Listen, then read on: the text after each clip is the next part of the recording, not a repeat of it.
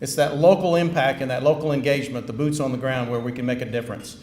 Come together as a community, talk about our challenges, but then engage on those hard conversations and questions and find a path forward. John Williams.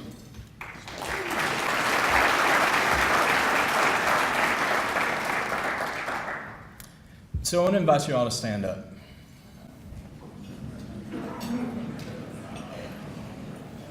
Now, if you can clear your hands of your cell phones, I've seen some of you texting under the table, so we'll have to talk about that later.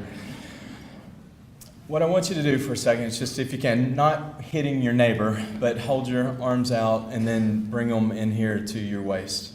Hands on your hips. Give me your best Superman pose. Ladies, your best Superwoman. Head up straight, not uncomfortable, shoulders back. Here's what I want you to do. With your hands in that position, with that posture, I want you to close your eyes. I want to invite you to close your eyes. Now, we're about to go through a couple of cycles of, some of you are familiar with box breathing. We're going to do a couple of cycles of that. And while we do that, I want to invite you to think about something. Think about a time this past week, this last month, this last year, in the past 10 years, where you have you had a moment, and it wasn't pride, but you were really proud of who you were. You were pleased with your own reflection. You were glad about who you got to be in the world and what you got to show up to do, or a random act of service or kindness that you performed, or husbands, you got a well done from your wife or from your teenager. Think about that moment for a second. I want you to hold on to it. Now, with your head still up high, not dipped down, and not uncomfortable, with that thought in mind, I'm going to give you 3 instructions. Breathe in, hold it, and let it go. Breathe in, hold it, let it go.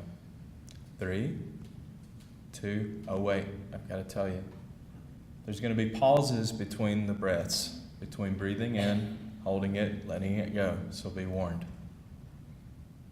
3, 2, 1. Breathe in.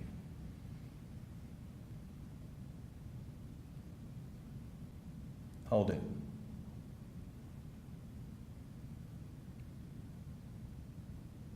Let it go.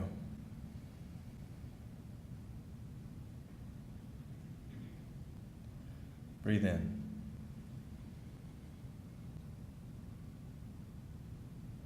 Hold it. Let it go.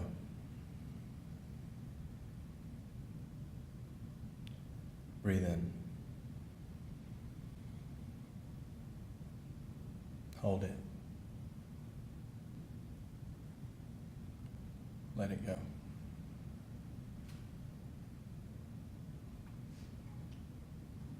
Now, before you open your eyes, I want you to make a mental note of how you feel right now. And on that, you can open your eyes and you can take your seat if you like. Now, that's not a parlor trick.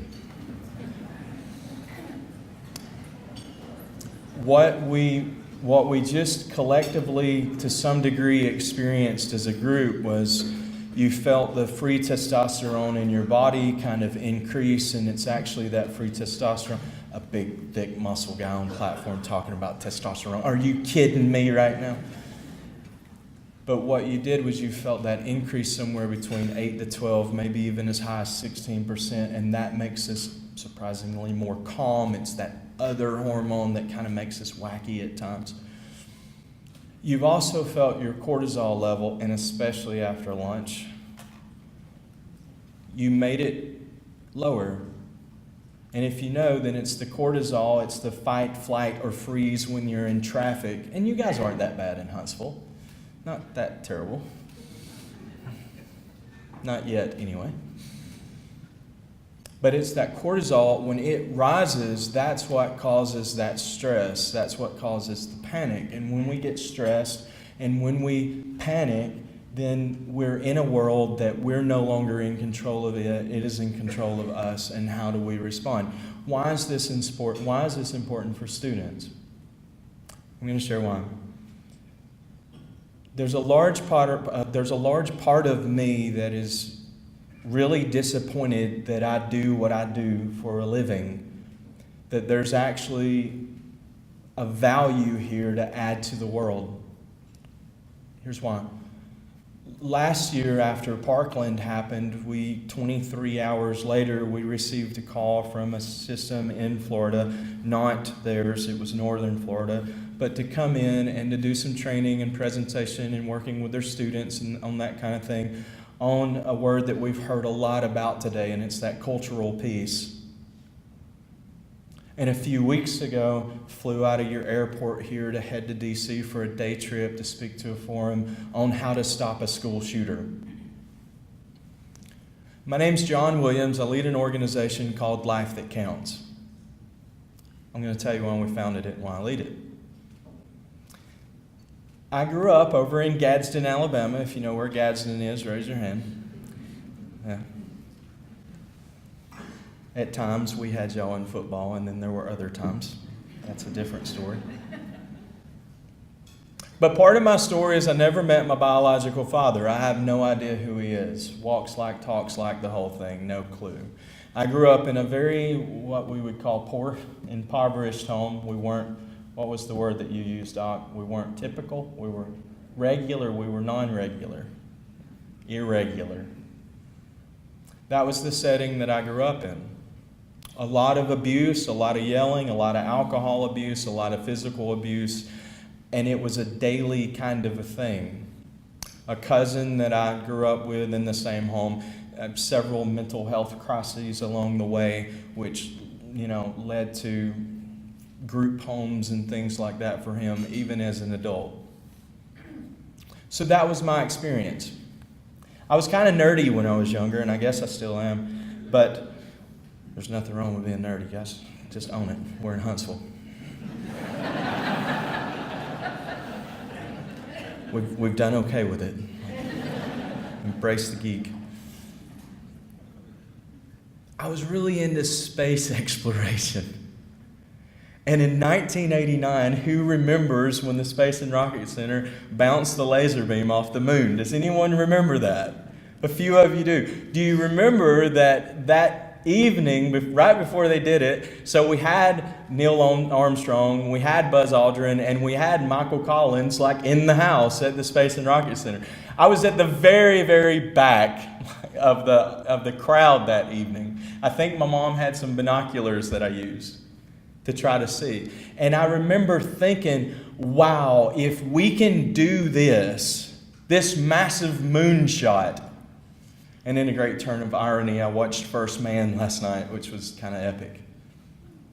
But to be here today, and in that moment for me as a young man, as a 9-year-old little boy, getting to experience that and thinking about, okay, what can life be like? So for me, my moonshot in life, if you will, was my wife's going to know her husband and my kids are going to know their father. That was my moonshot. That was what I wanted. So along the way, I discovered that we can make quite an impact as well in youth culture, on campus, in community with students. And the way that we did it was by being extremely intentional. We stumbled across this thing. We actually helped contribute to it. It was Carnegie Mellon who wrote it all up, but it's called Positive Youth Development. So we know in youth development what we have to do, and some of the things that we just saw on the PowerPoint, all the list of jobs and whatnot and programs, was we're creating competencies so that students can be competent. They can exercise those competencies, mastery, if you will. And after we've created that skill set of mastery, then we can go out into the world and walk in a confidence. After we have mastery, competence, we can walk in confidence. And only after we've learned confidence after competence, then we're able to go up to someone and have an authentic, genuine human connection and get along with one another as co-equals, as co-people, coexisting, co-inhabitating the same space. And I want to stop there and insert kind of a pause to think of. The young 19-year-old boy with autism in South Florida, Why do you think it is? Here's a question to ponder. Why in his mind do you think it was that he could not rationalize a world in which he and those others existed, which led him to that action? And it's not that the hardware is broken. Sure, we have mental illness and we have diagnosis, we have all sorts of things, but we can teach compassion to anyone. My wife teaches middle school special needs students not too far from here. They experience some compassion moment daily in her classroom and on her campus at their school. So it's not that the hardware is bad. It's that maybe some of our software, some of our programming has gone wrong or has led us to a place of unhealth. So after we're able to make this connection, after we have confidence, where we work from competence, then our character can be revealed. Who you are as a person. Are you a person of integrity? Are you a person of honor? Are you a person of courage? Are you a person of what are you? And only after true human connection has taken place, then those things can be revealed. But then, the apex of this model in youth development is the compassion piece. How can we teach kids to be civil toward one another and to be nice to one another? Because it doesn't matter how many dollars we throw into our AP classes, if a bullet's flying in the hallway, it's quite a distraction, isn't it? So what do we do about that piece? What do we do about that? And this is where we have to kind of understand a little bit of human psychology and how we get from point A to point B. And did Maslow have it right or did he not? I'm not sure. But here's what I know. I know that when we start off in life, there are three basic things that motivate us. And the three basic things that motivate us are early on survival. We have to do whatever we can to survive. Think about a caveman. What did he do to survive, outrun the saber-toothed tiger? It gets him to a place where he can become introspective. And then when I put that survival piece in there, then I can move on to the emotional. How do I relate to me? How do I work that all out? When I'm in a safe setting and I have that piece, some of that emotional, where I have a community that I feel support from, I receive support from, then I can work toward the relational. How many of you have kids? How many of you have more than one kid and you've had them in the same car at the same time and one of their iPhone batteries went dead first? You know what I'm talking about? The relational piece.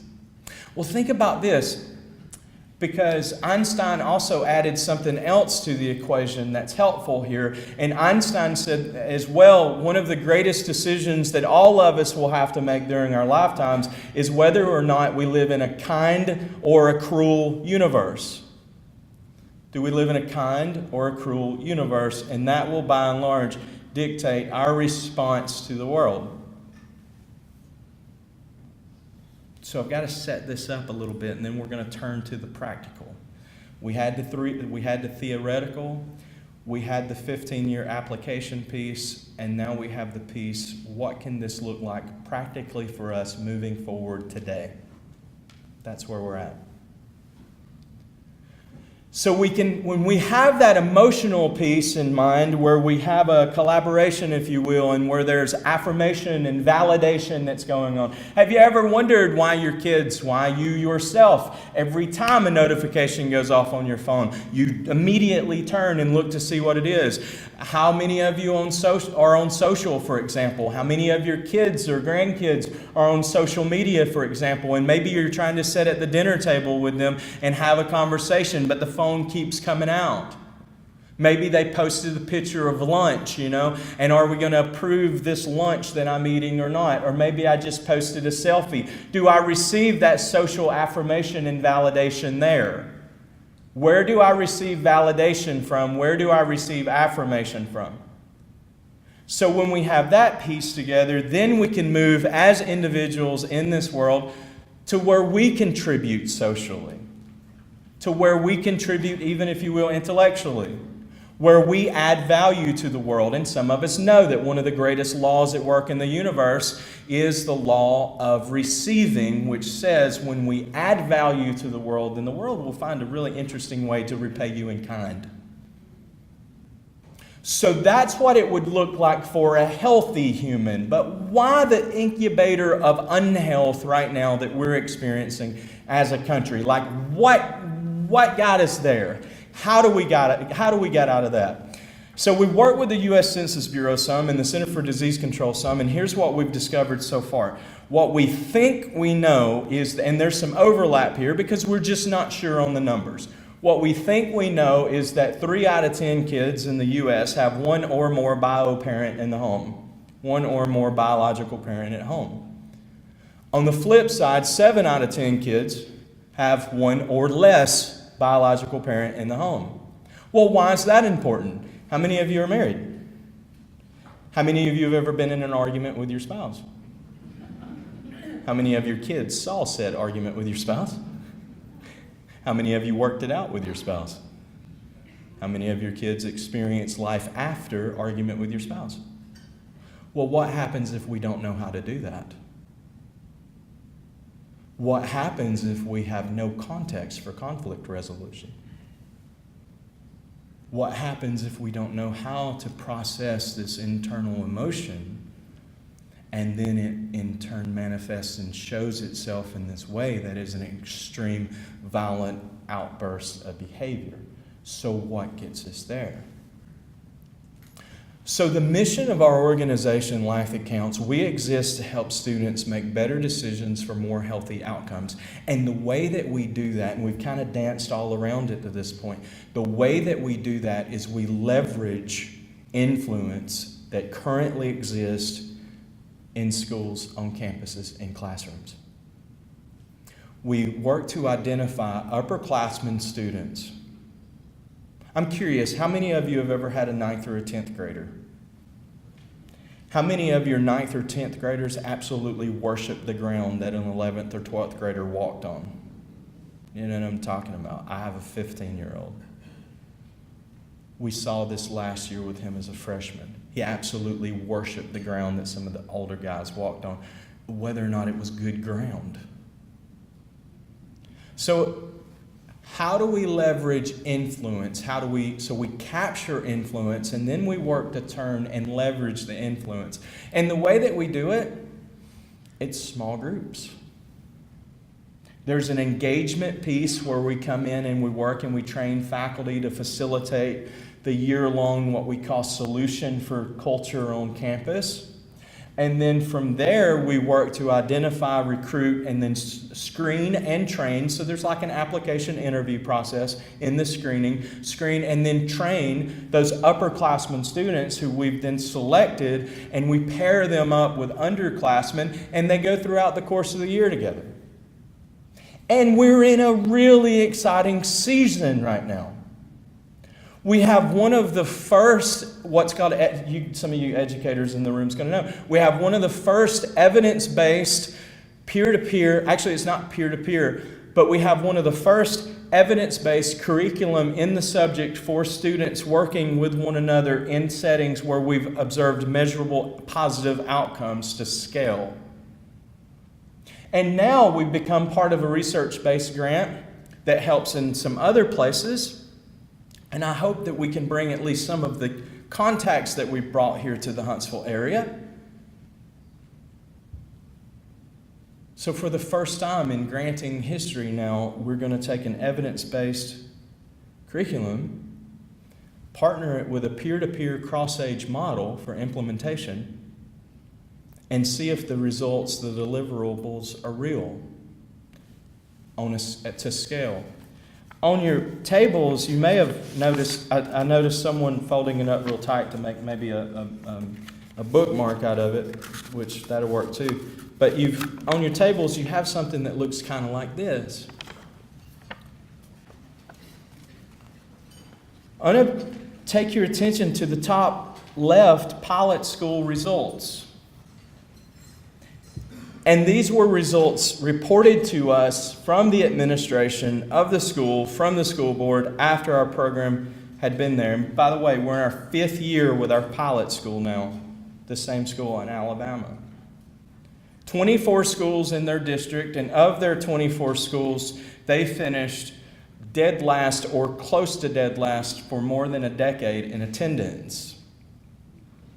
So it's a school of around anywhere between 350 and 450, it just depends on the year, which is kind of the average size school for the state of Alabama. I know here in Huntsville, you guys have larger schools, Grissom and whatnot. We've proven it to work at bigger schools too. But at this school as well, so you think of the 350 to 450 students, they averaged 49 discipline referrals a month when we showed up. After 2 years, they were down to 2 discipline referrals per month. And in that 2 years, their attendance jumped by more than 20% daily. So kids are coming to school, discipline issues are decreasing. The principal there reported that test scores in every grade level increased, which kind of makes you say, duh, doesn't it? Because kids are coming to school and not fighting, so something else is happening, maybe learning. That's a novel idea. And why? Students feel supported on campus.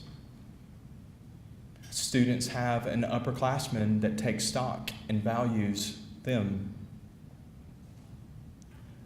They get to define their own culture. And Huntsville, Alabama, no city better than you in the nation to prove that we are the ones who get to create our own moonshots. And we are the ones who get to stare down some of these massive issues that we face in society. I think it's time that we quit falling prey to headlines. And I think it's time that we start writing our own headlines. Yeah. Thank you.